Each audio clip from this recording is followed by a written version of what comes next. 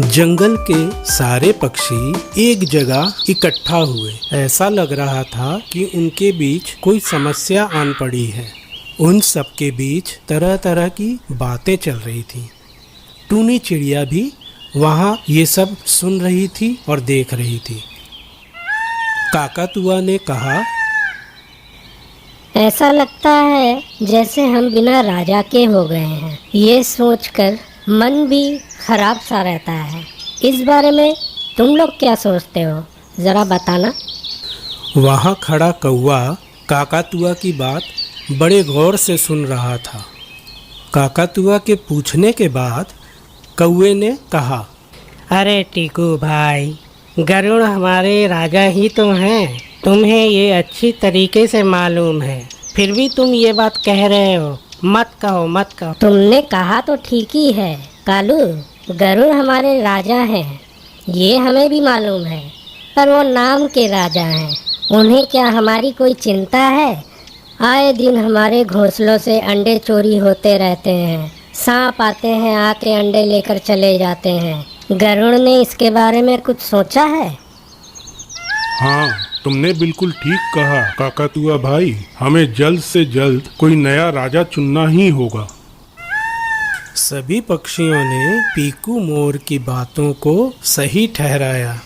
तुम बिल्कुल सही कह रहे हो पीकू, हमें राजा जल्द से जल्द बदलना होगा। हाँ हाँ, गरुड़ राज के बदले उल्लू को चलो राजा बना देते हैं, देखते हैं कैसा लगता है। हाँ हाँ हाँ, मोर भाई ने बिल्कुल ठीक कहा है। मुझे राजा बनाकर तो देखो, तुम लोगों की मुसीबतों का हल मैं चुटकियों में निकाल दूंगा और तुम लोगों की सारी परेशानियां दूर हो जाएंगी। फिर क्या था, सारे पक्षी उल्लू को राजा बनाने की तैयारी में लग गए। कोई सिंहासन, कोई मुकुट, तो कोई फूलों की माला लेकर आ गया। जैसे ही उल्लू का सिंहासन पे बैठने का समय आ गया, उसी वक्त टूनी चिड़िया ने अपना मुंह खोला और सभी से कहा, तुम सब ये क्या कर रहे हो? गरुड़ हमारे राजा हैं, उनकी बेइज्जती करो मत। उनका राजा बने रहना हम लोगों के लिए ही अच्छा है। देखा नहीं, बाढ़ की मुसीबत जब आई थी तो वो खबर हमें गरुड़ राज ने ही दी थी। अगर वो न होते तो हमें बिना दाने पानी के ही मरना पड़ता।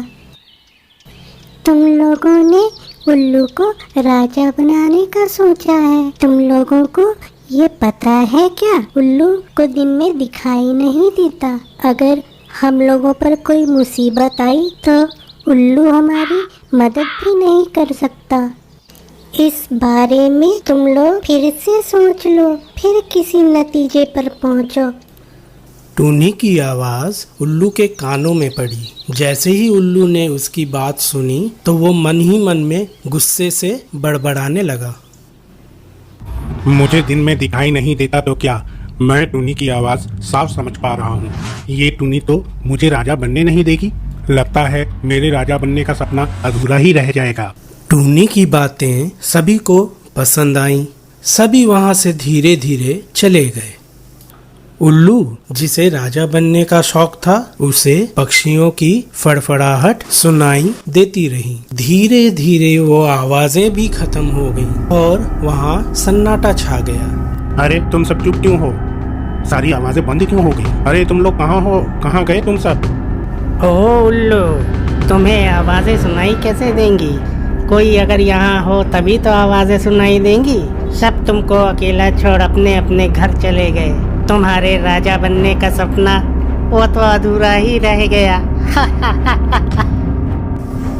कालू कौवे की बातें सुन उल्लू की आंखें फटी की फटी रह गई और जोरों से चीखते हुए कहा, टूनी, तुमने ये अच्छा नहीं किया मेरे साथ। मुझे दिन में दिखाई नहीं देता तो क्या हुआ, मैं तुमसे एक ना एक दिन इस बात का बदला जरूर लूंगा। क्योंकि उल्लू को दिन में दिखाई नहीं देता था, उसे इस बात का पता ही नहीं चला कि कौवा उसके नजदीक ही बैठा है।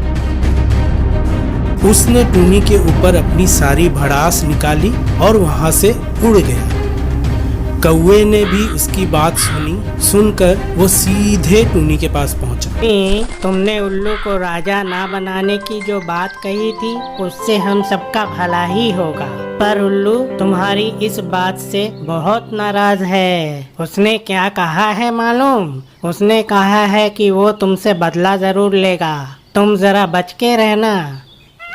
उल्लू को लगता है उसे राजा बनना चाहिए था, पर अगर वो राजा बनता तो उसी के लिए ही तकलीफ वाली बात हो जाती। दिन में तो उसे दिखाई देता है नहीं, अगर मुसीबत आ जाती तो वो उसे दूर कैसे करता।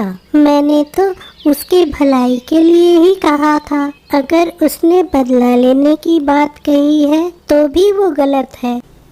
तुमने बिल्कुल ठीक कहा टूनी। उल्लू को उल्लू ऐसे ही थोड़ी कहा जाता है। उल्लू सच में उल्लू है, तभी ना उसने बदले की बातें कही। खैर जो भी हो, बच के रहना।